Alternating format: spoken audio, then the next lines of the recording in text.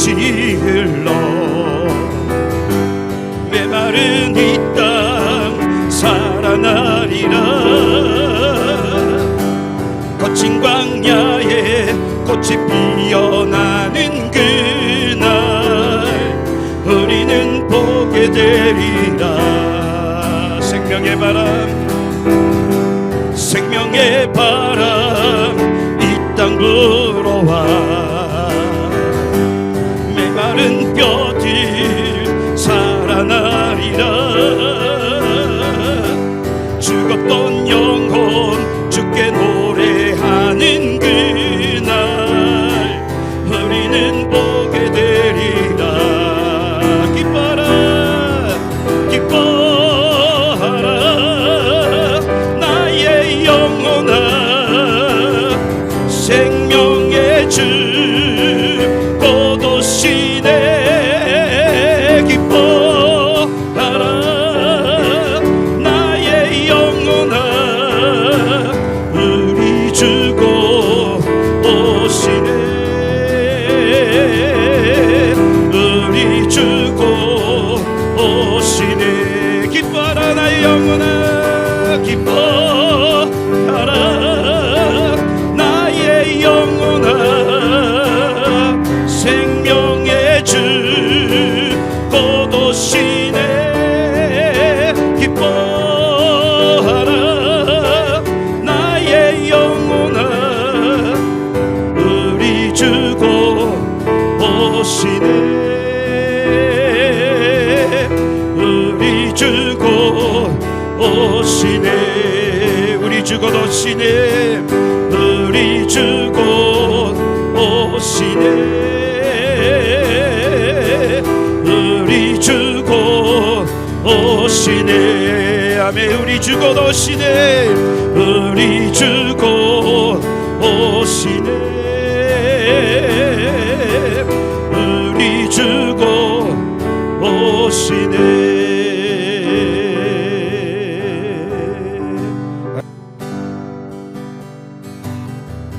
내가 먼저 손 내밀지 못하고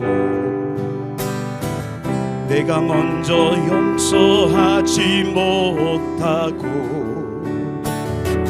내가 먼저 웃음 주지 못하고 이렇게 머뭇거리고 있네. 그가 먼저 손 내밀기 원했고 그가 먼저 용서하길 원했고 그가 먼저 웃음 주길 원했네. 나는 어찌된 사람인가.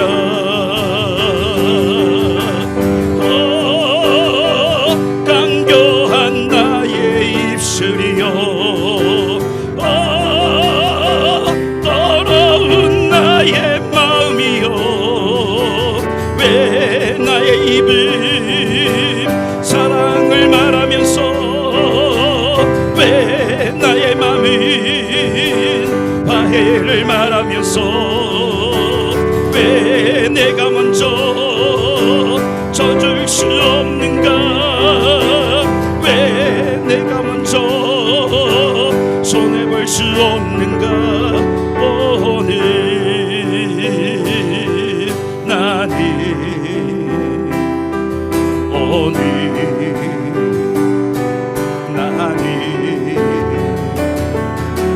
주님 앞에서 몸둘 바 모르고 이렇게 느끼며 서 있네.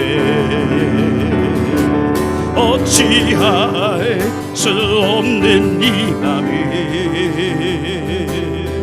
주님께 맡긴 채로 내가 먼저 섬겨주지 못하고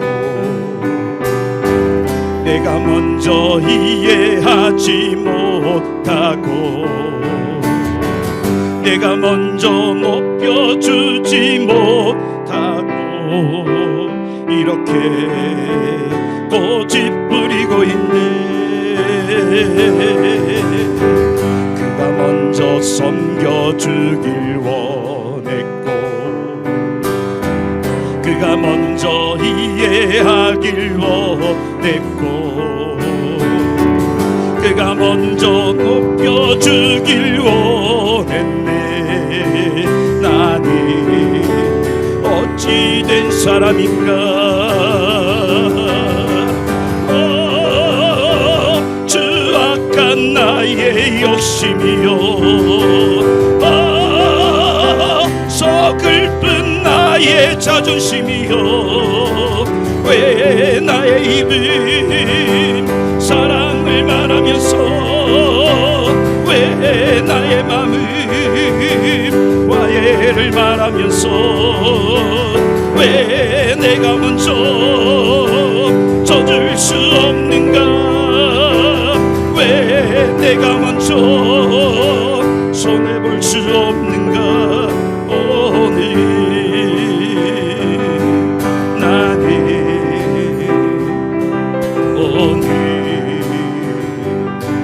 나는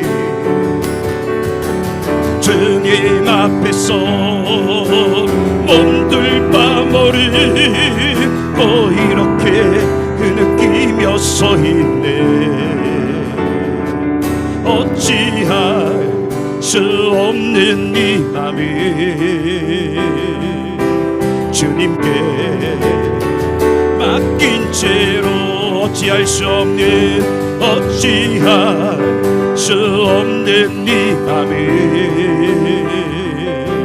주님께 맡긴 채로 우리 함께 기도하길 원합니다.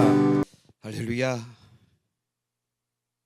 자, 날씨가 많이 덥죠. 여름인데 더워야 됩니다. 왜 여름에 더워야 되는가 하면 뭐 때문에요? 여기 시골이 아닌가 봐요. 도시 분들이신가 보죠. 제가 도시 청년들을 데리고 시골로 수련회를 갔더니 마늘밭을 지나가고 있는데 얘네들이 이게 벼라고 마늘을 보고 벼라고 우기더라고요. 저는 모른 척 하고 있었죠. 그러더니 더 가관인 것이 저녁이 돼서 바다 옆을 쫙 지나가고 있는데 바다 파도가 막 치잖아요. 그걸 보면서 이 도시 여자들이 야, 벼가 출렁인다고. 까만 밤에 파도 치는 걸 보고 벼가 막 출렁인다고. 그래서 참 그런 경우가 있습니다. 자, 여러분, 우리가 여름이 더워야 될 이유는 풍년을 위해서, 그죠? 과일이 무르익고 벼가 무르익기 위해서는 여름이 더워야 됩니다. 겨울이 추워야 될 이유는 병충해가 죽어야 되니까. 다 이유가 있더라고요. 그래서 우리나라 과일만큼 맛있는 과일이 없잖아요. 우리나라 사과만큼 맛있는 사과가 없잖아요.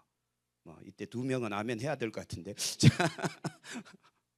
진짜예요. 동남아 가서 사과 한번 먹어보세요. 제가 한번 먹었다가 기겁을 했잖아요. 이건 사과 맛도 아니고 이건 무슨 스펀지를 먹는 것 같은 느낌. 딸기를 먹었는데 딸기도 이게 완전 우리나라 딸기는 고당도고 거기는 진짜 안맛도 아닌 물 먹는 듯한 느낌, 뭐 그렇더라고요. 하여튼 우리나라는 하나님께서 정말 복 주셨는 줄로 믿습니다. 그런데 그걸 위해서는 더울 땐 더워야 되고 추울 땐 추워야 되고 이게 사계절이 뚜렷해야 그런 당도와 그런 맛과 그런 어떤 풍미를 풍겨낸다라는 거죠. 즉 다시 말해서 제가 이 말씀을 왜 드리는가 하면 우리 신앙생활에도 뜨거울 땐 뜨거워야 되고 매서운 눈보라가 칠 땐 눈보라 쳐야 되고 비바람 몰아칠 땐 몰아쳐야 되고 풍파와 환난과 고난이 있어야 신앙이 맛이 생깁니다. 신앙의 향기가 납니다. 그래서 우리는 세상의 소금이고 그리스도의 향기고 그 사명 감당할 수 있는 우리가 되어지기를 원합니다. 할렐루야. 그래서 너무 이런 상황들 가지고 거기에 너무 신경 쓰지 말고 하나님께서 우리를 풍성한 추수를 위해서 무더위도 주시고 모든 병충해를 다 죽여버리려고 추위도 주시고 꽝꽝 얼려도 주시고 그때마다 감사할 수 있기를 소망합니다. 할렐루야. 자, 우리가 신앙생활 하면서 오늘 중요한 거, 말에 덕을 세우는 사람. 말에 덕을 세우는 사람. 요거 한번 같이 읽어볼까요? 우리가 신앙생활 하면서 가장 자주 탄식하는 부분이 있다면 말이 아닐까 싶습니다. 말. 왜 그런가요? 자, 계속 쭉 읽어볼까요? 말을 해놓고 후회하는 일이 거듭될수록 자기 자신에게 대한 혐오감이 자주 일어나기 때문입니다. 그래서 나머지는 여러분 공과를 읽어보시면 될 것 같고요. 정말 말을 덕스럽게, 말을 은혜롭게 할 수 있으면, 성경대로 말한다면 그는 어떤 사람인가 하면 온전한 사람이다 라고 할 만큼 말이 참 중요합니다. 여기서 참고사항으로, 하나님이 이 세상을 창조하실 때 뭘로 창조하셨다? 말씀으로 창조하셨다. 하나님이 사람을 만드실 때 어떤 모양으로 만드셨다? 자기 모양, 하나님의 모양으로 만드셨다. 그래서 사람에게 있는 것이 동물에겐 없지만 사람에게 있는 것이 있는데, 그것이 뭔가 하면 말이다. 말. 그렇죠? 이 언어. 그래서 사람의 언어에는 뭐가 있는가 하면 하나님께서 말씀으로 세상을 창조하셨던 것과 같은 말의 능력이 있다는 겁니다. 이 언어에 능력이 있다는 겁니다. 그래서 우리가 예수 이름으로 선포될 때 그 예수 이름으로 선포된 그 언어가, 그 소리가 능력으로 작용해 버린다는 거예요. 할렐루야. 자, 그래서 우리 말을 참 조심해야 된다. 왜 그런가 하면 지난번에 말했죠. 눈은 가릴 수 있습니다. 눈 감아버리면 되죠. 귀도, 그리고 코는 막으면 됩니다. 입도 말을 못하게 막아버리면 됩니다. 그런데 귀는 막을 수 있나요? 없나요? 있죠. 이렇게 막으면 돼요. 근데 막는다고 소리가 안 들립니까? 소리는 이상하게 막아도 다 들립니다. 그죠? 하나님께서 그렇게 만들어 놓으셨어요. 빛은 이걸 통과하지 못합니다. 그런데 소리는 이걸 통과해 버려요. 소리는 어디든 갑니다. 왜 그럴까요? 그만큼 하나님은 이 소리에 굉장히 뭔가 중요성을 담아 놓으신 것 같아요. 왜냐하면 말씀으로 세상을 창조하셨듯이 말씀으로 우리가 이 땅에서 살아가길 원하셨지 않는가, 그런 생각을 한번 해보는데요. 자, 첫 번째, 야고보서 3장 1절에서 10절까지 혀를 어떻게 묘사하고 있는지 한번 우리 성경 구절 한번 읽을게요. 내 형제들아, 너희는 선생된 우리가 더 큰 심판을 받을 줄 알고 선생이 많이 되지 마라. 우리가 다 실수가 많으니 만일 말에 실수가 없는 자라면 곧 어떤 사람이요? 온전한 사람이라 능히 온몸도 굴레 씌우리라. 우리가 이 말들의 말, 그냥 홀스, 말들의 입에 재갈 물리는 것은 우리에게 순종하게 하려고 그 온몸을 제어하는 것이다. 또 배를 보라. 그렇게 크고 광풍에 밀려가는 것들을 지극히 작은 키로서 사공의 뜻대로 운행하나니 이와 같이 혀도 작은 지체로 돼 큰 것을 자랑하도다. 자, 여기까지 지나가고요. 자, 1번 본문을 주의해서 한번 읽어봅시다. 야고보는 예수님의 동생이고 예루살렘 교회의 탁월한 장로님이셨습니다. 그런데 그 말씀에서 너희라고 말하지 않고 우리라고 이야기를 합니다. 자, 우리라는 말을 사용하면서 자기도 말의 실수가 많은 사람 가운데 하나라는 사실을 인정하고 있다는 거예요. 자, 1절부터 내 형제들아, 너희는 선생된 우리가 더 큰 심판받을 줄 알고 선생이 많이 되지 마라. 우리라고 썼죠. 2절도 우리가 다 실수가 많으니 만일 말에 실수가 없는 자라면 온전한 사람이다. 3절도 우리가 뭐 이렇게 표현하죠. 계속 우리라는 단어를 쓰고 있다는 겁니다. 자, 야고보가 우리라는 말을 쓰는 것은 본인도 말에 실수를 많이 하고 있음을 이야기하고 있다는 거죠. 자, 이런 야고보의 태도를 보고 우리는 무엇을 느껴야 될 것인가? 자, 우리는 이렇게 이야기하죠. 저 사람이 잘못하면 큰 잘못이고 내가 잘못하면 작은 잘못이죠. 오히려 자기를 합리화하죠. 나는 옳아, 저 사람이 틀렸어 라고 이야기합니다. 누군가가 말 실수를 하면 그거는 정말 엄청난 실수를 한 거고, 내가 말 실수를 하면 그럴 수도 있지라고 자기를 정당화합니다. 그러나 야고보는 우리 자신을 포함하여 우리는 말에 실수가 많은 사람이라고 이야기를 하는 것처럼 우리들도요, 나도 실수를 하고 나도 잘못도 하고 나도 죄를 짓고 나도 넘어질 수 있다는 사실을 우리는 항상 염두하고 있어야 됩니다. 너만 잘못하는 게 아니라 너보다 내가 더 잘못했다는 것도 우리가 인정하고 살아야 된다는 소리예요. 자, 두 번째, 말에 실수가 없는 사람이 없다는 사실을 어떻게 표현하고 있는가 하면 2절 다시 한번 읽을게요. 우리가 다 실수가 많으니 만일 말에 실수가 없는 자라면 어떤 사람이에요? 온전한 사람이라고 할 정도로 이 말은 온몸을 굴레 씌운다는 거예요. 자, 우리 몸에 참 억울한 기관이 하나 있어요. 어떤 기관이 억울한가 하면 사실 얘가 억울해요. 성경도 이 혀를 잘못 놀리면 우리에게 굉장히 막 뭐라 그러거든요. 혀는 불이요 불의의 세계고 막 그 안에서 온몸을 더럽히고 삶의 수레바퀴를 불사르고 또 혀는 능히 길들일 수 있는 사람이 없고 혀를 계속 우리는 정죄하거든요. 자, 여러분, 우리 혀가 우리 입 안에서 뭐라 그런가 하면 억울하옵나이다. 이게 혀가 자기 스스로 말을 합니까? 아니거든요. 혀가 얘는 죄가 없다니까요. 사실 혀를 움직이는 건 뭐예요? 어떤 사람 또 마음이래. 마음 여기서 나온대. 이게 말이 여기서 나옵니까? 심장에서. 문제는 누구예요? 내가 문제예요. 내가. 그렇죠? 혀는 나를 내가 머릿속으로 생각한 마음으로 생각한 것들을 그냥 표현할 뿐이에요. 그렇죠? 자, 그러므로 혀를 너무 억울하게 하지 마시고 문제는 누구예요? 나예요, 나. 자, 그래서 말의 실수가 곧 혀를 잘못 놀리면 참 해가 망신한다는 말도 있거든요. 3번, 가급적이면 선생이 되지 말라는 권면 속에 들어있는 교훈은 무엇일까요? 왜 선생 되지 말라고 했을까요? 성경 구절 한번 볼까요? 자, 1절에 보면 너희 형제들아 너희는 선생된 우리가 더 뭘 받아요? 큰 심판을 받을 줄 알고 선생이 많이 되지 말라는 거예요. 왜 그런가 하면 선생은, 목사는, 지도자는 항상 앞에서 뭐 해야 돼요? 무수한 말을 쏟아내거든요.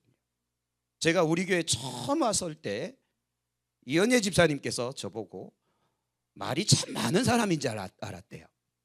설교하는 걸 보고는. 그리고 제가 강단에서 딱 내려가서 아무 말도 안 하고 가만히 있으니까 저를 또 이상한 놈 쳐다보신 것 같아요. 강단에서는 말을 잘하는데 내려오니까 아무 말도 안 하고 가만히 있으니까. 그래서 도대체 정체가 뭐냐고. 저는 경상도 사람입니다. 말을 잘 안 해요. 속으로 생각할 뿐 언어로 표현을 잘 안 해요. 그래서 경상도 사나이는 집에 가면 3마디만 한다 그러죠. 예? 밥도 얼라는 자자 3마디. 그걸로 모든 것이 다 통과. 근데 요즘 많이 바뀌었는데 선생된 사람들은 말을 너무 많이 하는데 문제는 그 말을 사람들에게는 하지만 정작 누구에게는 안 해요? 자기 자신한테는 안 한다는 거예요. 그래서 예수님의 교훈은, 성경의 교훈은 너희가 많이 선생되지 마라. 즉 말을 많이 해놓고 그 말씀대로 살지 않으면 너의 죄가 더 크다라는 걸 이야기하는 거예요. 그렇죠? 자, 그래서 부지죄가 클까요? 고범죄가 클까요? 부지죄는 뭐고 고범죄는 뭐냐고 물으시면 이게 곤란하거든요. 이거는 우리 이미 기초 성경 공부에서 해왔던 과정이니까. 부지죄는 어떤 죄예요? 몰라서 짓는 죄, 부지 중에 짓는 죄예요. 모르고. 고범죄는 고의로 알면서 짓는 죄. 무슨 죄가 더 커요? 고범죄, 일부러 짓는 죄가 더 큽니다. 차라리 모른다고 했으면 하나님도 추궁을 하지 않지만 알고 있으면서도 짓는 죄는 더 크다. 곧 선생된 자가 문제가 더 크다라는 겁니다. 자, 그래서 선생되지 말라는 거예요. 자, 그렇다면 마태복음 20장, 23장의 말씀에 보면 서기관들과 바리새인들이 모세 자리에 앉았다라고 성경이 표현해요. 즉 선생됐다 이겁니다. 그러므로 무엇이든지 그들이 말하는 바는 행하고 지켜야 되지만 그들이 하는 뭐는 본받지 말라고요? 행위는 본받지 마라. 그들은 뭐만 하고요? 말만 하고 행하지 않는 거. 이게 선생된 자의 문제예요. 말만 열심히 하고 그렇게 안 사는 거예요. 아까 우리가 찬송했잖아요. 내가 먼저 섬겨주지 못하고, 내가 먼저 이해하지 못하고, 내가 먼저 용서하지 못하고, 오 추악한 나의 입술이여, 오 더러운 나의 자존심이여. 참 이 찬양이 나온 지 벌써 한 40년 가까이 된 찬양이거든요. 제가 고등학교 때 불렀던 찬송입니다. 근데 참 이런 찬송이 우리의 어떤 마음을 막 찔러잖아요. 그렇잖아요. 그래서 옛날 찬송이 참 아름답습니다. 트로트가 우리 마음에 들듯이 그렇거든요. 자, 근데 이 다음 구절 한번 볼까요? 또 무거운 짐을 묻고 사람의 어깨에 지우되 자기는 이것을 어떻게 합니까? 한 손가락으로도 움직이려지 않아요. 다른 사람들한테 막 율법을 주고 지켜라고 해놓고 자기는 아예 그냥 율법 없이 살아가죠. 그들의 모든 행위를 누구한테 보이려고 해요? 사람에게 보이고자 하나니 곧 그 경문띠를 넓게 하고 옷수를 길게 하고 자랑하는 거죠. 잔치의 윗자리와 회당의 높은 자리와 시장에서 문안받는 것과 사람에게 랍비라 칭함을 받는 것을 좋아한다. 그러나 너희는 랍비 곧 선생이라 칭함을 받지 마라. 너희 선생은 하나요 너희는 다 형제다. 자, 선생이 되지 말라는 이유가 바로 여기 있는 겁니다. 곧 바리새인들, 유대 지도자들은 외식하는 자들이었다. 누구에게 보여주기 위한 거예요? 사람에게 보여주기 위한 거. 자, 하나님께서 우리에게 정말 원하시는 건 사람들 앞에 나를 자랑하는 것이 아니라 마치 이 세리와 같이 성전 마당에 들어가서 저 기퉁이에서 하늘을 우러러 보지도 못하고 땅에 얼굴을 묻고 가슴을 치면서 죄인으로서이다, 나는 죄인으로서이다, 그렇게 기도하고 고백하는 걸 더 좋아하신다. 하나님은 진실됨을 더 좋아하신다라는 거죠. 그래서 선생되는 건 그닥 좋은 건 아니다. 진짜 선생이 되려면 그렇게 살라라는 거죠. 저도 지금 이런 말 하지만 목사로서 매주마다 설교를 하잖아요. 설교를 하면서도 이게 양심이 찔릴 때가 많죠. 네가 먼저 그렇게 살아라, 네가 먼저 그렇게 믿어라, 이런 거 있잖아요. 그죠? 이제부터 다음 주 주일날 이제 앉아서 그런 말 한마디 하는 사람이 있을 것 같은데 설교할 때마다 아멘이 아니라 네가 먼저 그렇게 믿어라 라고 하시면 곤란합니다. 자, 네 번째, 혀의 힘을 말하기 위해 어떤 비유를 사용하는가 하면 일단 배를 이야기합니다. 배, 큰 배 있잖아요. 바다에 떠다니는 배, 어마어마하게 큰 배지만 그 배는 자그마한 키로서 그 키를 통해서 배가 움직인다는 거예요. 좌나 우로 방향을 튼다는 거예요. 자, 5절, 이와 같이 혀도 작은 지체인데 큰 것을 자랑하는데, 자 보라, 얼마나 작은 불이 얼마나 많은 나무를 태우는가. 혀는 우리 신체에서 정말 작은 부분에 속하지만 이것이 온몸을 굴레 씌우고 삶의 수레바퀴를 불태운다라고 아까 성경에 나와 있었죠. 자, 그래서 혀를 우리가 참 조심해야 된다라는 겁니다. 자, 그래서 5번, 혀는 또는 언어, 이 말은 사람을 더럽히고 해를 끼칠 수 있습니다. 다시 말해서 실수한 한마디 말 때문에 한 사람의 영혼에게 큰 상처를 안긴다는 거예요. 또 그 인격을 모독하기도 하고 그 사람을 교회에 다시는 못 나오도록 만드는 일들이 일어난다는 거예요. 자, 이런 일들이 교회 안에 참 많거든요. 제가 예전에 이제 어떤 분한테 이렇게 이야기했습니다. 함부로 놀리지 마라. 이거 함부로 놀리지 마라. 왜 그런가 하면 많이 헌신해 놓고도 하나님께서 복을 주시려고 딱 준비하는데 이걸로 다 쏟아버린다. 이게 무슨 소린가 하면 헌신을 했어요. 교회 안에 남이 하지 못할 엄청난 큰 헌신을 했어요. 그래 놓고는 돌아다니면서 뭘 하는가 하면 내가 했어. 내가 했다니까. 사람들 앞에 내가 했다고. 저거 내가 했어. 계속 자랑하고 다니거든요. 그 꼴을 보니 이게 보건고사하고 하나님께서 이게 책망 안 하면 다행일 정도로 자기를 자랑하는. 그리고 예배 끝나면 또 떠드는 거야. 내가 했어, 내가 이거 말이야, 내가 했어. 그래서 제가 따로 불러다가 이 경고를 한 거예요. 이거 조심해라.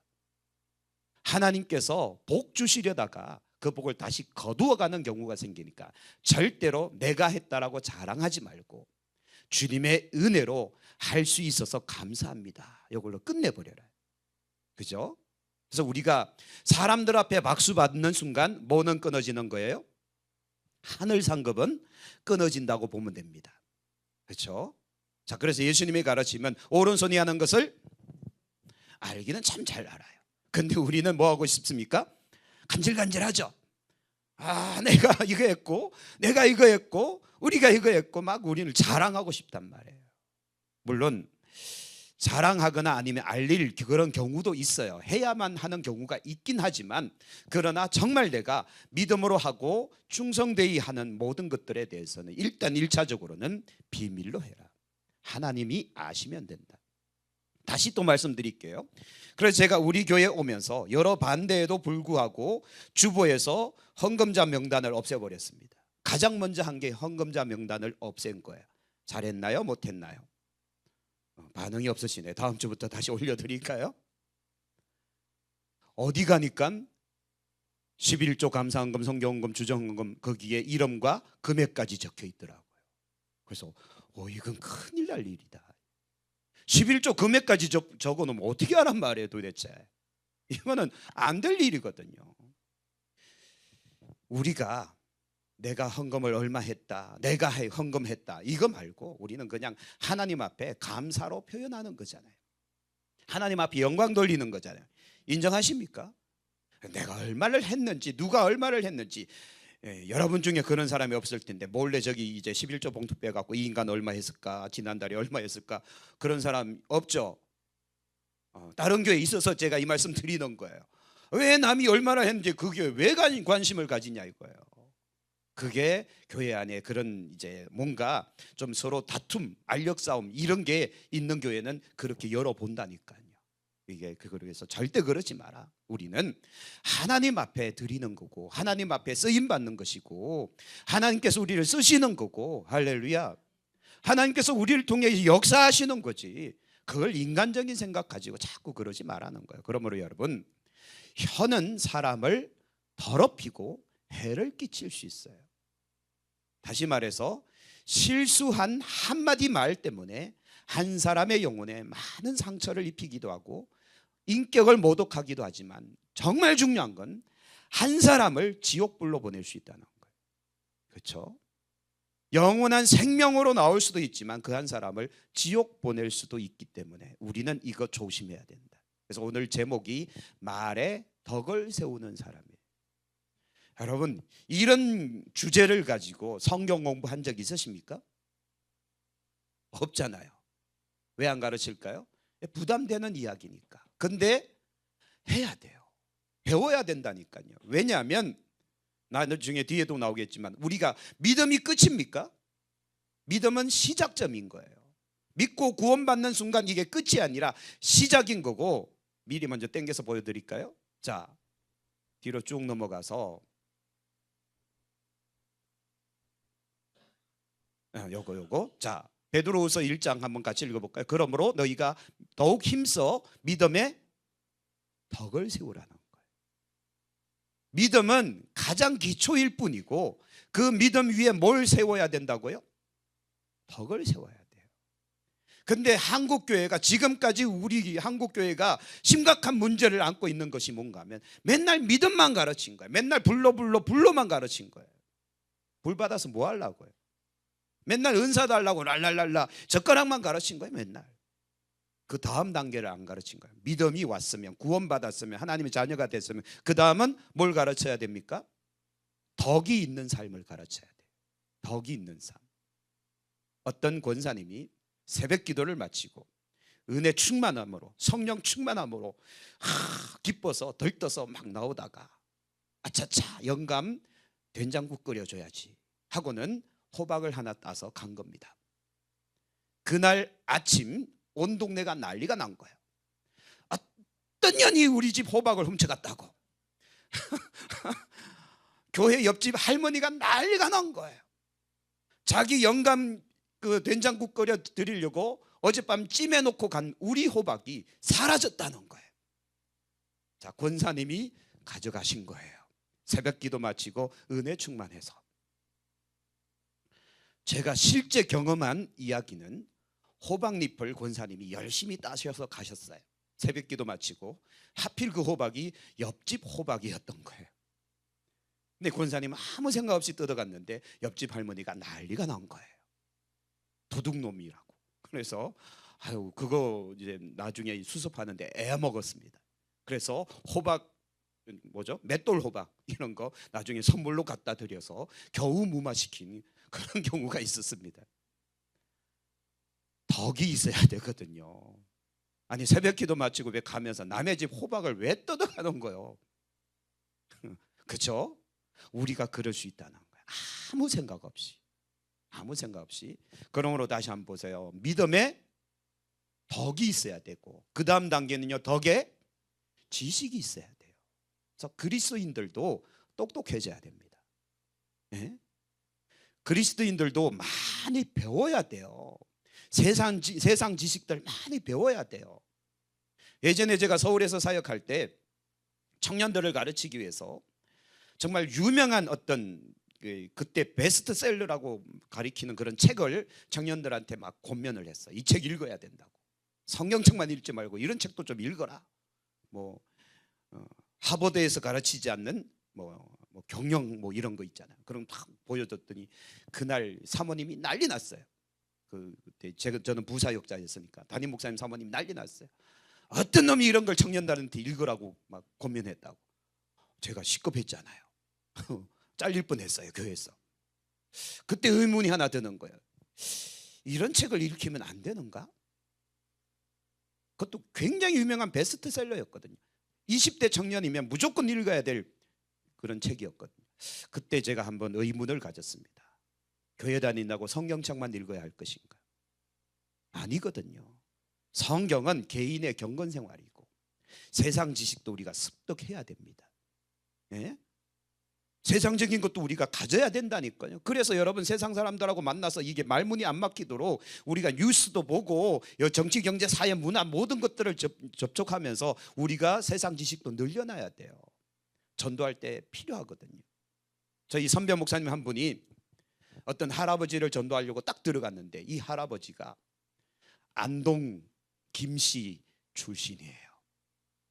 그래서 그분의 할아버지는 대대로 무슨 그 있잖아요. 사서삼경을 배우고 무슨 하여튼 태학 이런 거 있잖아요. 그런 걸 공부한 사람인데 목사님이 딱 전도하러 가니까 이분이 사서삼경을 줄줄줄 외더라는 거죠. 이 목사님이 얼마나 똑똑한 분인가 하면 목사님도 사서삼경을 다 외우신 분이에요. 그래서 이분하고 사서삼경을 가지고 논하다가 그 할아버지가 지셨어요. 그래서 그 할아버지가 교회로 나오셨어요. 자기보다 더 똑똑한 사람 처음 만났다고. 근데 목사님이 하필 그것만 알고 계셨던 거예요. 전체를 다 아시는 게 아니라. 이렇게 하나님이 사용도 하시는구나. 자, 그러면 여러분 교회 다닌다고 맨날 기도하고 맨날 성경 공부 아니요. 세상 지식도 있어야 됩니다. 예? 세상의 원리들도 우리가 알고 경영의 원리든 아니면 의학이든 아니면 철학이든 다양한 서적들을 우리가 좀 섭렵할 필요가 있다라는 거예요.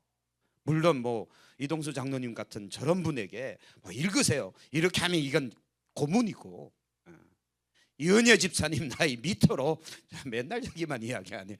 자, 젊은이들이요 책 좀 읽읍시다. 세상 공부도 좀 하자고요. 세상 공부도 좀 하자고요.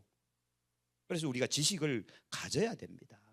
그 다음 지식 위에 절제가 있고 절제 위에 인내가 있고 인내 위에 경건이 있고 경건 위에 형제 우애가 있고 형제 위에 사랑. 단계가요 계속 높아지거든요. 우리는 최종 단계인 사랑은 저 사랑은 어떤 사랑이죠? 아가페의 사랑. 그리스도의 사랑을 품을 때까지 우리 자신을 연단하고 훈련하고 우리 자신을 계속해서 개발시켜 나가야 된다는 겁니다. 그래서 교회 다니는 그리스도인이라고 해서 맨날 성경만 볼 것이 아니라 우리 자신을 잘 훈련시켜라. 쓰임 받도록 말이죠. 할렐루야. 정말 여러분, 우리가 너무 경건하지 맙시다. 이번에 우리 교회에서 노래 자랑을 했는데 여러분 어떻게 보셨나요? 제가 개인적으로 생각하기로는 제가 노래 특훈을 좀 하고 싶어요. 여러분한테 우리 권사님들 집사님들 노래하는 거 보면 좀 아쉽다. 내년에는 제가 개인적으로 좀 노래를 좀 가르쳐 드려 갖고 전부 막 가수 수준까지 노래 그에 한 90점 맞을 때까지 좀 가르쳐 드리고 싶다는 생각을 품었어요. 그 생각은 즉 여러분들이 너무 잘하셨다는 소리죠. 거꾸로 들으시면 돼요. 제가 뒤에서 앉아서 엉덩이가 덜썩덜썩했답니다. 왜 그런가 하면 아시죠? 제 마음. 내가 나가볼까? 하다가도 안 되지. 지금 나가면 분위기 이상해진다 그러고 억지로 참았습니다. 내년에는 제가 여러분들을 가르쳐서 정말 마이크 잡고 멋들어지게 하나 세상 노래 쫙 한번 불러서 교회 안 다니는 사람들 코를 확 꺾어버릴 정도로, 야, 사냥교회 가니까 노래도 잘해, 놀기도 잘해, 야, 저 사람들 뭐 있어, 뭐 좀 이렇게. 아멘을 안 하시네. 우리가 좀 그들을 위해서 우리가 좀 판을 짜줘야죠. 그들이 교회에 올 수 있는 매력을 우리가 좀 풍겨야 될 거 아닙니까? 교회 다니는 거 맨날 기도하고 맨날 천국 이야기만 하고 지겨워서 못 나온다니까요. 우리가 가서 그들과 함께 놀아주고 이야기거리도 좀 해주고 재미도 좀 주고 뭔가 먹을 것도 좀 주고 하면서 살살살살 이제 우리가 좀 달래야 그래도 교회에 나올까 말까 한데, 우리가 전도를 위해서 우리 자신을 개발시키자는 거예요. 전도를 위해서. 그러려면 가장 중요한 거, 이런 기술 습득도 중요하지만 뭐가 중요하다? 혀 놀리기를 잘 합시다. 그래서 우리가 한마디 말을 통해서 누군가에게 상처 줄 그런 실수를 할 수 있기 때문에 우리가 혀를 잘 놀려야 되는데, 그래서 좋은 말, 은혜로운 말, 덕스러운 말, 그래서 상대방을 정말 생명으로 이끌 수 있는 그런 언어, 은혜를 좀 많이 사용합시다. 이제 우리 교회는 이제 구역 예배가 없기 때문에 뭐 이제 그럴 염려는 없는데요. 제가 경험한 거 하나 이야기해 드릴게요. 제가 저희 집사람하고 병원에 있으면서 둘이서 눈 마주치면서 참 어이없어서 웃었던 적이 하나 있었어요. 그게 뭔가 하면, 자, 어떤 분이 신방은 아니고 병문안을 오셨어요. 딱 해서 뭐 인상끝까지는 좋았었어요. 그러더니 이런 말을 하는 겁니다. 아이고, 내가 아는 어떤 사람이 있는데 그 사람도 이렇게 누워있다가 한 달 만에 죽었어. 그러는 거예요. 제가 집사람하고 눈을 마주치고는 이걸 때려 아니면 멱살을 잡아 죽여 이렇게 생각하고 그 사람이 가고 나서, 야, 저 사람 차라리 안 왔으면 좋을 뻔했다. 문병을 와서는 내가 아는 어떤 사람이 똑같은 병에 걸렸는데 죽었대. 뭐 어떻게 해야 돼요 이걸? 좀 너무 심하지 않아요? 위로하고 권면하고 가야지 무슨. 왜 그러는지 모르겠습니다. 말 한마디가 중요하다는 거예요. 말 한마디. 그래서 우리가 이 혀를 좀 조심해라. 생각 좀 하고 이야기를 해라. 그렇죠? 자, 집사람이 이제 하늘로 떠나고 일주일도 안 된 한 4일 정도 지났을 때 친구 녀석이 전화를 했어요. 그러더니 저한테 대뜸 한단 소리가, 괜찮어? 그러는 거예요. 속에서 이게 확 올라왔어요. 네 같으면 괜찮겠냐? 하고 싶었는데 참았어요. 뭐 그렇지 뭐. 그러고 끊었어요. 전화를 끊고 나서 이게 화가 나는 거예요. 그 수많은 언어가 있는데 하필이면 괜찮아? 라고 왜 물어보는 거예요? 안 괜찮을 걸 뻔히 알면서. 안 그래요? 그래서 말 한마디가 중요하구나. 말 한마디가 중요하구나. 그래서 그냥 손 붙잡고 울어주면 될 걸. 또 다른 친구는요, 저를 대전까지 호출을 했어요. 대전으로 와. 그러고 왜? 그러면 빨리 하여튼 잔말 말고 와. 그랬더니 맛있는 밥 한 그릇 탁 차려놓고 먹어. 잘 먹었어요. 가, 빠이빠이, 안녕. 이게 오히려 더 인간적이잖아요. 얼마나 고마워요. 아무 말도 안 해도 밥 한 끼 사주고 싶어서 이게 더 좋은 거예요. 100마디 말을 안 해도 그 말과 행동 속에 모든 감정을 다 느낄 수 있잖아요. 그래서 우리는 말을 할 때도 지혜롭게 할 필요가 있다. 누군가에게 말을 할 때 그래서 한 번 더 생각해 봐라. 이 말을 해도 될지 안 될지를 막 쏟아내지 말고요. 자, 마태복음 말씀에 보면 입에서 나오는 것들은 어디서 나온다고요? 마음에서 나온다. 그래, 혀는 억울하다니까요. 혀가 범인이 아니라 범인은 마음이에요. 곧 이놈이 문제인 거예요. 이놈이. 이것이야말로 사람을 더럽게 하느니라. 마음에서 나오는 것은 악한 생각, 살인, 간음, 음란, 도둑질, 거짓 증언과 비방이니 이런 것들이 사람을 더럽게 하는 것이요 씻지 않은 손으로 먹는 것을 사람을 더럽게 하는 것이 아니다. 예수님께서 말씀하신 거죠. 자, 여섯 번째, 말 실수를 하여 누군가를 다치게 한 경험이 있다면 한번 말해보자. 뭐 이런 우리가 같이 있으니까 말을 할 수 없겠지만 우리 스스로 한번 반성, 또 우리 스스로를 한번 돌아볼 필요가 있지 않겠습니까? 그래서 우리는 말을 통해서 누군가를 세워주고 살려내고 격려하고 위로하는 그런 사람이 돼야 된단 말이에요. 말로 누군가를 막 괴롭히고 상처 입히고 막 죽이는 그런 거 하면 안 되죠. 혀가 가지고 있는 가장 곤란한 문제는 뭘까요? 가장 곤란한 문제는 혀는 능히 길들일 사람이 없다는 거예요. 쉬지 아니하는 악이고 죽이는 독이 가득한 거예요. 근데 사실 다시 말씀드리, 이게 문제가 아니잖아요. 뭐가 문제예요?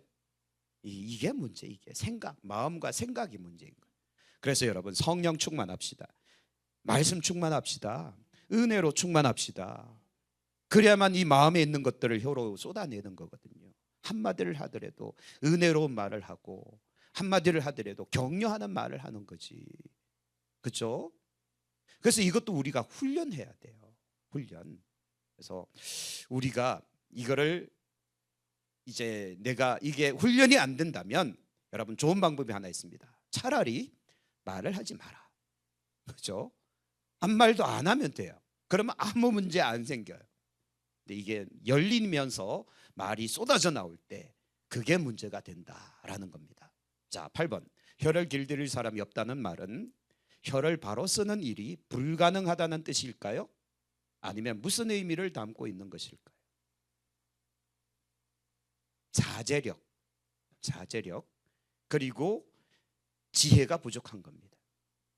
똑같은 말을 하더라도 아 다르고 어 다르다는 이야기가 있죠. 아로 해서 상대방이 불편할 거면 하지를 말고 어를 해서 상대방이 뭔가 격려 위로를 받을 거면 그 언어를 사용해라. 내 마음에 안 맞다 할지라도. 그래서 우리는 그리스도인들로서 만약 그 사람이 믿지 않는 사람이면 더더욱 우리는 생명의 언어를 사용해야 된다. 생명의 언어. 그래서 여러분 이런 말이 있습니다. 자녀를 영원히 저주받게 하려면 자녀에게 목사를 욕하라라는 거예요. 이런 말 제 말이 아니라 선배님들의 이야기예요. 자녀가 있는 데서 목회자를 욕하고 교회를 욕하면 그 자녀는 나중에 10년 안팎에 교회를 떠납니다. 왜요? 불신이 계속 쌓이거든요. 우리 엄마 아빠 교회 갔다 오더니 목사님 욕하고 교회 욕하고 성도 욕하고 에이 교회 별거 없네. 결국은 떠납니다. 그래서 그 자녀가 영원히 끝까지 복을 받게 하려면 자녀 앞에서는 절대로 목회자 교회 성도 욕하지 마라. 그래야만 그 자녀도 가스라이팅 당한다. 교회를 다녀야 되겠구나. 그냥 그렇게 교회를 다니는 거야. 좋은 줄로 알고 그러다가 은혜 받고 그러다가 예수 믿고 그러다가 뭔가 일꾼이 되는 거 아닙니까? 자, 그러므로 우리는 혀를 잘 사용해야 된다는 소리예요. 혀가 잡기 불가능한 게 아니라 문제는 내가 자제력이 없는 게 문제예요. 지혜롭게 사용하지 않는 게 문제다라는 거죠. 자, 큰 두 번째 마태복음 12장 33절에서 37절을 보십시오. 무엇을 배울 수 있습니까? 자, 나무도 좋고 열매도 좋다든지 나무도 좋지 않고 열매도 좋지 않다든지 알아. 열매로 나무를 안다고. 나무도 좋고 열매도 좋다든지 했던 거네요. 그 다음 독사의 자식들아 너희는 악하니 어떻게 선한 말들을 할 수 있느냐. 이는 마음에 가득한 것을 입으로 말하는 거예요. 사실 입으로 나오는 건 마음에서 나오는 것들이죠. 선한 사람은 그 쌓은 선에서 선한 것을 내고 악한 사람은 그 쌓은 악에서 악한 것을 낸다는 거예요. 마음이 문제죠. 내가 너에게 이르노니 사람이 무슨 무익한 말을 하든지 심판날에 이에 대해서 신문을 받는다는 거예요. 여러분 이거 주의하십시오. 내가 무슨 말을 했든 심판날에 하나님께서 신문하신다는 거예요. 너 그런 말 왜 했어? 그래서 제가 믿든 안 믿든 믿든 안 믿든 아니면 뭐 여러분 그냥 농담으로 듣든 뭐 진담으로 듣든 이 이야기는 해야 될 것 같아요. 신성종 목사님은 장로교 쪽에서도 굉장히 큰 어른이잖아요. 총회장까지 하셨고 신학교 교수님까지 하셨던 어른이신데 이분이 어느 날 천국과 지옥을 갔다 온 간증문을 쓰신 거예요. 그리고 그게 책으로 나왔죠. 내가 본 천국과 지옥. 저도 깜짝 놀랐어요. 이 어른이 이런 책 쓸 사람이 아니거든요. 근데 그 책을 발간을 하셨어요. 제가 그래 사서 읽어봤거든요. 와, 그분의 간증 중 한 가지가 혀 지옥이 있더라고요. 혀. 그래서 세상에서 살면서 거짓말과 이 혀로 악한 말을 쏟아낸 사람들 지옥 가니까 시뻘겋게 단 쇠꼬챙이를 가지고서 혀에 딱 깨서 혀를 뽑아내는데 혀가 이만큼이나 빠져나오더래요. 그리고 다시 집어넣고 또 다시 꼬챙이로 깨서 다시 끄집어내고 시뻘겋게 단 쇠꼬챙이로 믿든지 말든지 저도 뭐 책에서 본 거니까요. 그래서 혀를 잘못 놀린 사람은 지옥 가서 그만한 보응을 받게 된다. 뭐 이런 이야기를 하더라고요. 안 믿으셔도 돼요. 괜히 표정이 하얗게 질리셨네요. 자, 뭐 우리는 지옥 갈 걱정은 안 하셔도 되잖아요. 맞잖아요, 그죠? 그러니까 뭐 그건 뭐 그냥 그런 이야기고 우리는 어차피 천국 갈 거니까. 그러나 우리는 이것으로 생명을 살리는 역할을 해야 되지 않겠습니까? 자, 신문 받는다는 거예요. 너의 말로 의롭다함을 받고 너의 말로 정죄함도 받는다. 예수님께서 말씀하신 거잖아요. 그죠? 자, 나무와 열매의 비율을 살펴보자. 나무도 좋고 열매도 좋다든지 나무도 좋지 않고 열매도 좋지 않다든지 사람이 이중적인 언어를 쓴다는 거예요. 그죠? 자, 제가 교회 안에서 경험한 것 중에 한 가지, 참 이게 당부 겸 부탁 겸 그리고 정말 여러분께 말씀드리는 것이 뭔가 하면 이쪽과 이쪽을 나누어서 그 가운데 서서 이쪽에는 이 말하고 이쪽에는 저 말하면 어떻게 될까요? 서로가 싸우게 됩니다. 근데 그런 사람들이 교회에 꼭 있더라고요. 이간질하는 거예요. 근데 성경은 이간질하는 걸 굉장히 싫어합니다. 여러분, 절대 우리는 이 사람한테 가서 이 말하고 저 사람한테 가서 저 말해서 이 두 사람이 싸우게 만드는 이런 이게 막이나 하는 짓이에요. 근데 제가 목회하면서 이런 사람들을 한두 명 본 게 아니에요. 있더라고요. 실제 있더라고요. 제가 경험한 사람도 있어요. 와, 저는 시겁했어요. 세상에 이럴 수가 있는 거예요. 근데 제가 한번 가만히 살펴봤죠. 저 사람이 왜 저럴까 살펴봤는데 습관이에요. 습관이에요. 생활 습관이 그래요. 교회에서만 그런 게 아니라 세상에서도 그러더라고요. 그래서 세상 사람들도 그를 욕하면서 뭐라고 이야기했는가 하면 저 인간이 다니는 교회는 나 안 간다. 이건 정말 심각한 문제입니다. 제가 그 이야기를 듣고는 심각하다. 그래서 나중에 그 사람을 불렀어요. 딴 교회 가세요. 딴 교회 가세요. 우리 교회에 있을 수 없을 것 같습니다. 그래서 결국은 내보냈습니다. 왜냐하면 그 한 사람 때문에 전도의 문이 계속 막히니까. 전도해 놓으면 뭐예요? 그 사람 때문에 시험 들어 나가는데. 그래서 결국은 내보냈죠. 삶을 바꾸든지 생각을 바꾸든지 아니면 입을 닫든지 아니면 교회를 떠나든지.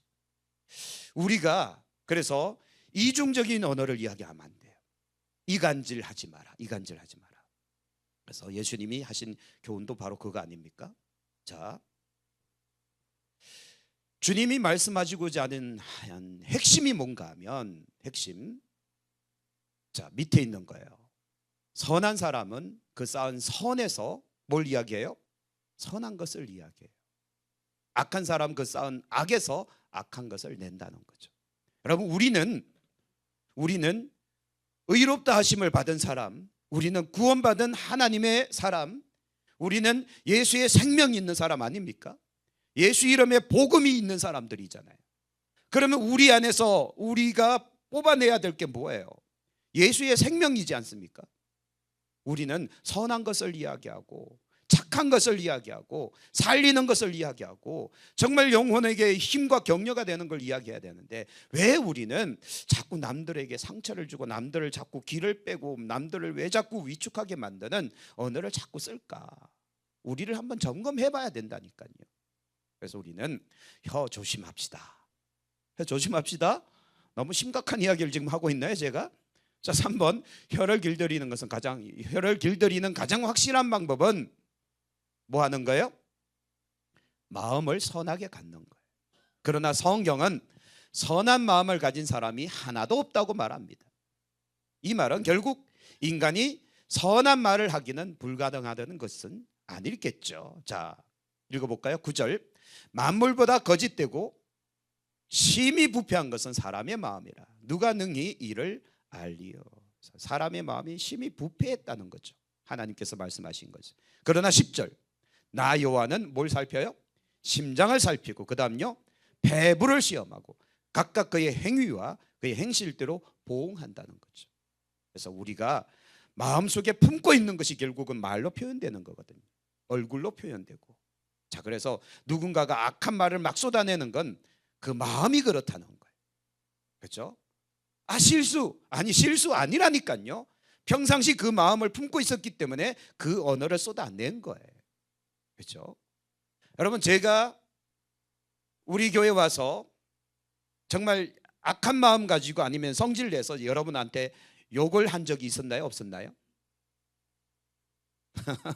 하면 안 되죠, 그죠? 왜 그런가 하면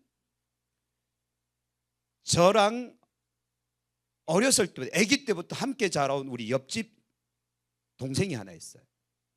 얘랑은 거의 뭐 40년 지기죠. 40년 동안 같이 뭐 살았던 친구니까. 이 친구가 나중에 저한테 이 한마디를 하더라고요. 목사 되기 전부터 뭐 어렸을 때부터 같이 자랐으니까 사람들이 많은 데서 저를 이렇게 소개하더라고요. 자기가 지금까지 만난 수많은 사람들 중에 유일하게 단 한 번도 욕을 안 하는 사람, 그 사람이 이 사람이라고 소개를 하더라고요. 태어나서 사람들 앞에서 단 한 번도 악한 욕을 하지 않았대요. 제가 착한 사람이에요. 그래서 요즘 제가 다시 생각하는 것이 얘네들이, 우리 애들이 이런 생각을 하는 것 같아요. 우리 집에서도 욕을 거의 안 하니까 애들한테. 맞지? 아무리 잘못해도 야 이 새끼야 뭐 죽을래 하여튼 이런 말 안 쓰거든요. 조용히 다 이러거든요. 그래서 얘네들도 욕을 잘 안 해요. 저희 막내도 학교에서 막 하여튼 요즘 억울해 하면서 오더라고요. 학교만 갔다 오면 막 쪼잘쪼잘 하는데 항상 억울해해요. 뭐가 그렇게 우울하냐 그랬더니 이래서 저렇고 저래서 뭐 맨날 막 하여튼 수다를 떠는데, 그러면서도 뭘 안 하는가 하면 욕을 안 해요. 그래서 잘 가르쳤다라는 생각을 합니다. 여러분, 제가 왜 이 말씀을 드리는가 하면 우리 마음속에 품고 있는 생각들이 튀어나온다는 거예요. 나도 모르게 무의식 중에서. 그러므로 여러분, 우리 정말 조심해야 됩니다. 그리스도인들은 물론 저처럼 원래 착한 사람은 괜찮은데 어렸을 때부터 가정교육을 그렇게 받으니까 욕을 안 하려고 하잖아요. 그렇죠? 그와 같이 우리들도 교회에서 그렇게 배워야 돼요. 목사님이 강단에서 막 그런 분 계시더라고요. 막 온갖 욕을 다 하고 막 자기가 막 하여튼 떠벌리는 분 계셔요. 온갖 육두문자 다 쓰고 막. 그러면 성도들이 그걸 배운다니까요. 그러면 자기도 모르게 전도 현장에 나갔다 그런 언어를 써요. 큰일 납니다. 영혼 죽이는 거예요.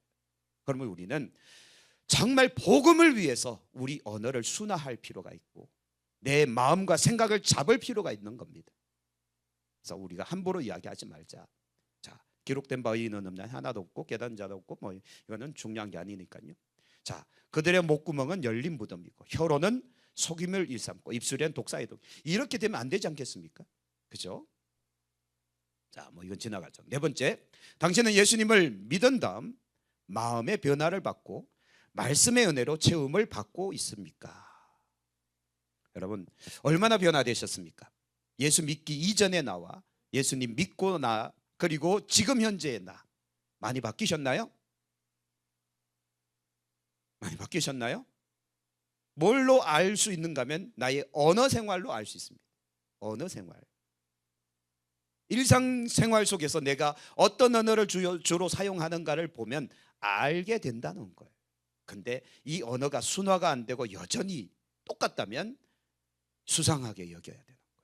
그래서 제가 개인적으로 경험한 것 중에 하나가 이거예요. 제가 예수님 믿고 나서 저는 사실 성격이 굉장히 급한 사람이거든요. 성격이 굉장히 조급해요. 그죠? 우리 집안 식구들이 급해요. 그래서 뭐 젊었을 때 운전을 하더라도 제 옆에 같이 달리는 차를 저는 못 봐요. 고속도로에서 저랑 같이 누군가 달리잖아요. 무조건 이겨야 돼. 이 차는 어떻게든 이겨야 돼. 하여튼 그 정도로 제가 성격이 급하고 아주 그랬습니다. 근데요, 목회를 하면서 어느 순간 하나님께서 저를 연단시켜 놓으신 것 같아요. 뒤에서 누군가가 박았어요. 저를. 청년들 잔뜩 태우고 가고 있는데 뒤에서 꽝 박았어요. 아, 목이야 하고 이러는데 그 사람이 오더니 막 우리를 향해서 막 욕을 하며 지가 박아놓고는. 근데 제가 운전석에 가만히 앉아갖고 네 그러고 있었거든요. 그리고 나서 그분이 한 20만 원 주더라고요. 뭐 얼마 안 깨졌으니까 뭐 이걸로 합의합시다. 오케이 가세요. 그리고 보냈거든요. 바로 옆에 있는 청년 하나가 나중에 이제 저한테 뭐라고 했는가 하면, 아니 전도사님, 그 전도사 때니까 어떻게 세상에 이럴 수 있냐고. 뭐가요? 그랬더니 눈빛 얼굴색 하나 안 변하고 어떻게 그렇게 차분할 수 있냐고. 자기는 나가서 멱살 잡고 흔들 줄 알았다고. 뒤에서 박았으니까 기회잖아요. 돈 벌 수 있는 기회 아닙니까? 근데 얼굴색 하나도 안 변하고 가만히 앉아갖고 네네 하고 그냥 돈 막 보내버렸어. 그 사람이 준 거니까. 어떻게 그럴 수 있냐고. 이제 제가 이야기했죠. 나도 모르겠다고. 내 성격이 변했나 보다고. 그래서 저도 그런 면이 있더라고요. 오히려 위기를 닥치면 저는 오히려 차분해져 버리는 희한한 성격의 사람입니다. AB형입니다. 겉다르고 속다른. 왜 말씀드리는가 하면 우리가 참아야 될 땐 참아야 되고 뭔가 상황을 판단해야 될 때 정말 좀 빨리 판단해야 되거든요. 왜냐하면 다시 말씀드릴게요. 우리는 그리스도인이에요. 우리 안에 예수의 생명이 있기 때문에 우리가 어떤 상황을 만나더라도 그 사람에게 나는 예수의 생명을 전할 의무와 사명이 있는 사람들이에요. 그래서 멱살 잡지 말고 욕하지 말고 싸움질하지 말고 우리가 모든 것들을 그냥 포용하고 어떻게든 내가 좀 손해봐도 되잖아요. 그렇죠? 내가 좀 손해봐도 괜찮아요. 왜? 우리는 이미 구원받았기 때문에. 우리는 하늘 상급 바라보는 사람들이니까. 그냥 그렇게 그냥 우리는 예수의 이름으로 그냥 살아갑시다. 할렐루야. 자, 베드로후서 1장 아까 말씀드렸죠. 이거는 지나가고요. 당신은 안 해도 될 말을 하루에 얼마나 한다고 생각하십니까? 무심코 내뱉은 말로 상대방에게 깊은 상처를 주는 일이 얼마나 된다고 생각하십니까? 그래서 이제부터 우리는 이제 언어 순화부터 합시다. 언어 순화. 이제 우리 교회 성도들은 욕하지 말자. 아시겠죠? 이제 10원짜리 찾지 마시고 강아지 찾지 마시고 뭐 누군가를 저주하는 언어 쓰지 마시고 차라리 입을 다물어라. 차라리. 아니면 생명의 언어를 사용하라. 왜냐하면 우리는 살려야 될 사람이니까. 할렐루야. 다시 말씀드릴게요. 우리는 예수님의 하나님의 형상으로 지원받았기 때문에 우리 언어에 또 능력이 있다니까요. 막 칼이 나가고 불이 나간다니까요. 그래서 정말 조심해야 된다는 겁니다. 자, 큰 세 번째 이제 다 와갔죠. 그리스도인이 개발해야 할 말의 덕은 무엇입니까? 사람은 그 입의 대답으로 말미암아 기쁨을 얻는다는 겁니다. 때에 맞는 말이 얼마나 아름다운고. 두 번째는 의인의 마음은 대답할 말을 어떻게 한다고요? 깊이 생각한다는 거예요. 깊이. 다시요. 의인의 마음은 대답할 말을 어떻게 생각한다고요? 깊이 생각한다. 근데 악인은요, 얄팍하게 생각하는 거예요. 그래서 있는 그대로 쏟아버리는 거죠. 감정을 그냥 쏟아버리는 거죠. 그러나 의인은 깊이 생각하고 이야기하는 겁니다. 그러니 그 한마디가 그 영혼에게 감동을 주는 거 아니겠습니까? 그렇게 되기를 축복합니다. 세 번째, 이사야서 주 여호와께서 학자들의 혀를 내게 주사 나로 공관자를 말로 어떻게 도와줄 줄 알게 하시고 아침마다 깨우치시되 나의 귀를 깨우치사 학자들 같이 알아듣게 하시는데, 참 이게 우리한테 이런 역사가 일어나면 참 좋겠습니다. 이야기를 하더라도 지혜롭게 이야기하고, 할렐루야. 정말 이야기하는 것도 정말 좋고 알아듣는 것도 정말 빠르고, 우리 성도님들이 정말 그렇게 되면 참 좋겠습니다. 설교를 할 때마다 그냥 찰떡같이 이야기해도 철석같이 알아듣는, 좀 그랬으면 좋겠습니다. 할렐루야. 그래서 여러분, 우리 한번 좀 학자들의 혀, 학자의 귀 좀 기도하며 그렇게 꿈꿉시다. 그렇게 한번 해봅시다. 그러려면 저만 공부하라고 하지 말지고 여러분들도 공부하셔야 돼요. 자, 마지막, 너희 말을 항상 은혜 가운데서 뭐를 냄같이요? 소금으로 맛을 냄같이 하라는 거예요. 여러분, 된장국이 아니구나. 뭐지? 싱거운 국? 묵국 끓여놓고 소금 안 넣으면 싱거워서 못 먹죠, 그죠? 무 맛밖에 안 나죠. 소금을 쳐야 국이 먹음직한 맛 좋은 음식이 되듯이 우리 언어에도 소금을 딱 쳐서 맛을 내야 됩니다. 그래서 내 소리를 듣고 그 사람이 감동할 수 있는 소금 말이죠. 맛깔나는 소금 잘 뿌려낼 수 있기를 소망합니다. 그래서 각 사람에게 마땅히 대답할 것을 알리라. 우리가 그래서 기도해야 된다니까요. 자, 말로 사람을 해치거나 죽이는 방법 가운데 비판을 빼놓을 수가 없습니다. 마태복음 말씀은 뭐 시간이 없으니까요. 비판을 받지 아니하려거든 뭐 하지 마라? 비판하지 마라. 자, 그래서 요 원리. 자, 요거는 뭐 설명 안 하고 요거만 할게요. 이 원리, 이게 뭔지 아십니까? 비판할 때 이렇게 비판하잖아요.